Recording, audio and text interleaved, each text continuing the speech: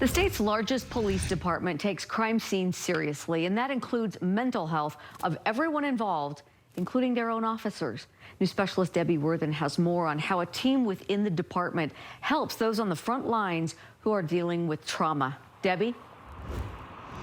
Yeah, Deanie, it was just last night that officers responded to the scene of a child that was hit and killed by a slow-moving SUV. It turns out it was a family member involved in this tragic accident. Well, it is exactly the kind of call that 18 social workers are trained to help out with.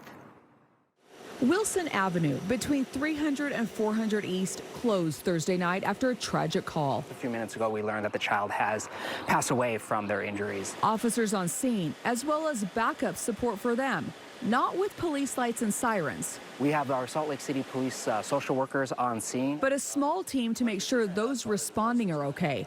Logan Bridges is part of that team of social workers. For me, it's kind of an honor to be that person in that situation when there's not a lot of calm in that situation, so to be that calm. Logan and the other social workers respond to 450 calls every month in all kinds of scenarios. I would say we're kind of a jack of all trades, so all the calls are very different. She says many of the calls deal with people in crisis.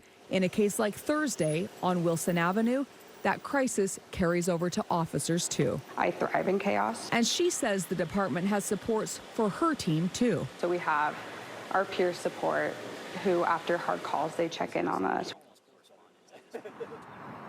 Now, Salt Lake City Police Department has had social workers on staff for years, but it was just before COVID that those social workers started going out on calls with officers. So, Deanie, a program that hopefully helps everyone involved, from those involved in the crisis and to those on the front lines.